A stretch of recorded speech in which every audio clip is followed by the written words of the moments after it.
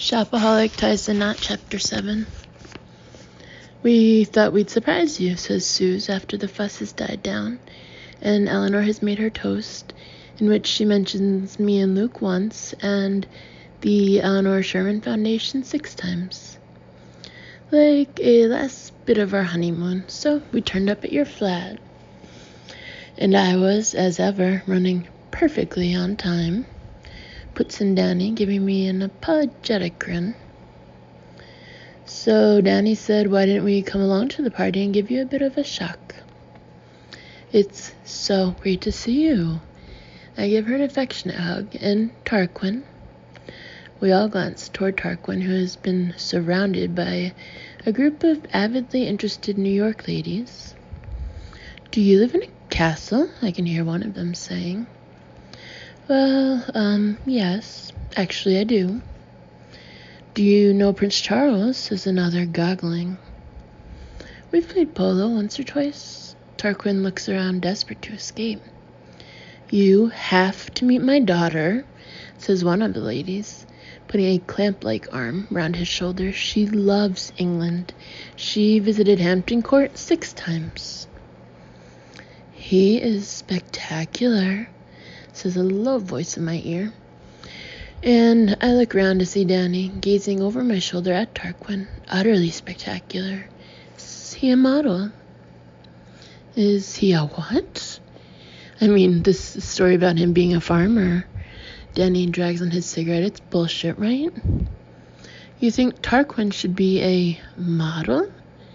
I can't help a snort of laughter erupting through me. What? Says Danny defensively. He has a fantastic look. I could design a whole collection around him. Prince Charles meets Rupert Everett meets...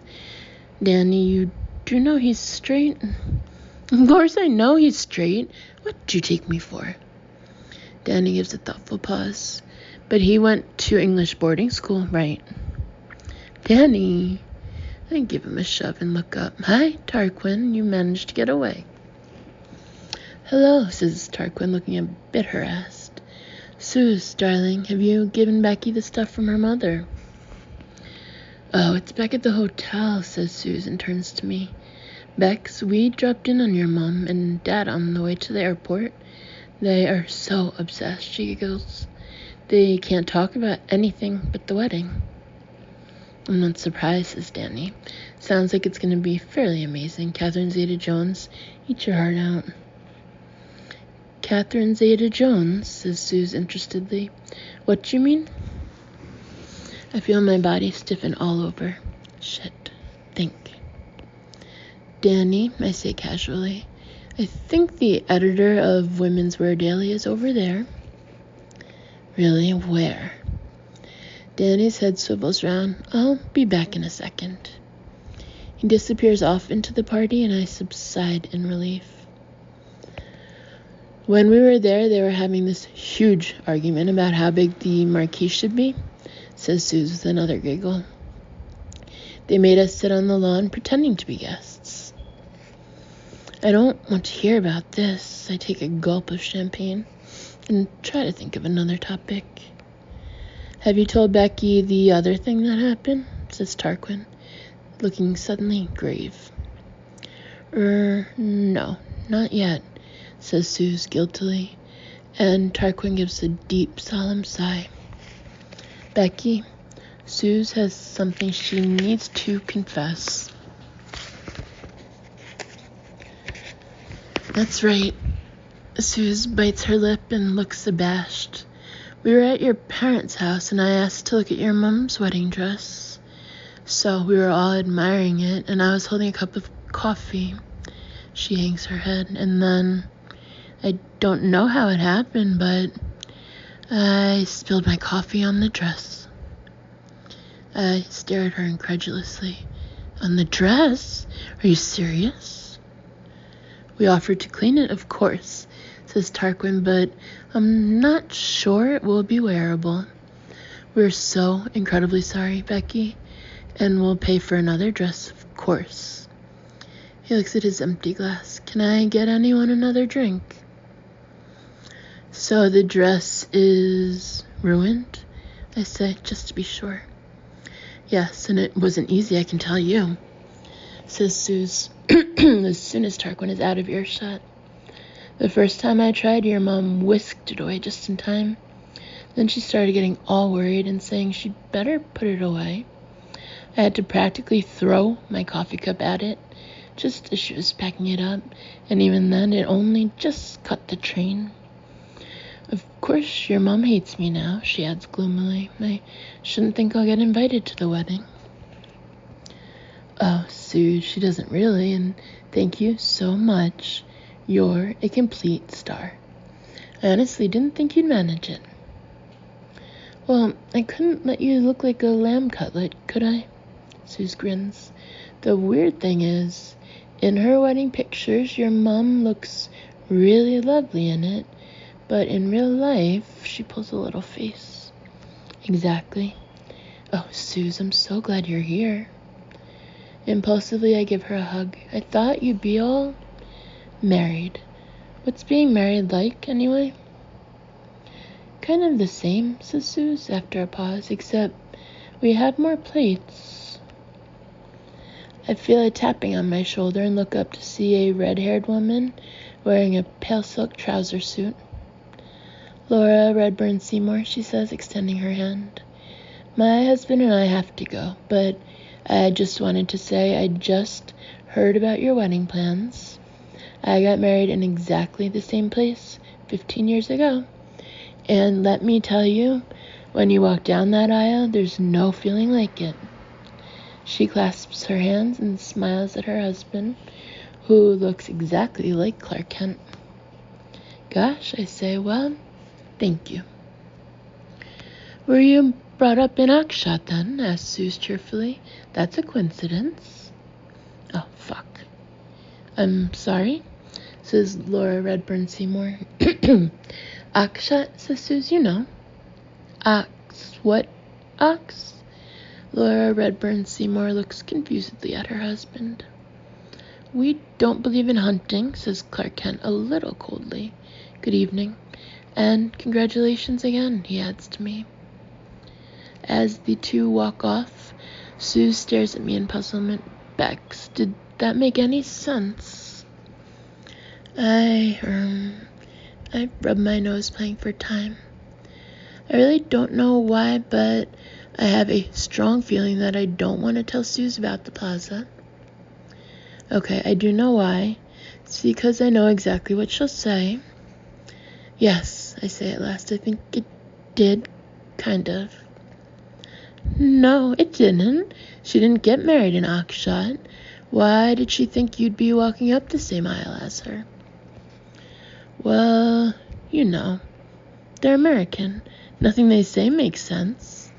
So, wedding dress shopping. Shall we go tomorrow? Oh, definitely, says Suze, her brow immediately unfurling. Where shall we go? Does Barney's have a bridal department? Thank goodness Suze is so sweet and unsuspicious. Yes, it does, I say. I've had a quick look, but I haven't tried anything on yet. The only thing is I haven't got an appointment, and it's a Saturday tomorrow. I wrinkle my brow. We could try Vera Wing, but that'll probably be all booked up. I want to go baby shopping as well. I've got a list. I've bought a couple of things, I say, looking fondly at her bump.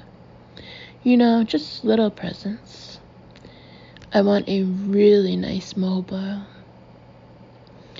Don't worry, I've got you one of those and some really cute little outfits. Bex, you shouldn't have. There was a sale on at Baby Gap, I say defensively. Excuse me? Interrupts a voice, and we both look up to see a lady in black and pearls approaching. I couldn't help overhearing your conversation just now. My name is Cynthia Harrison. I'm a great friend of Eleanor's, and also of Robin, your wedding planner. You're in very good hands there. Oh, right, I say politely.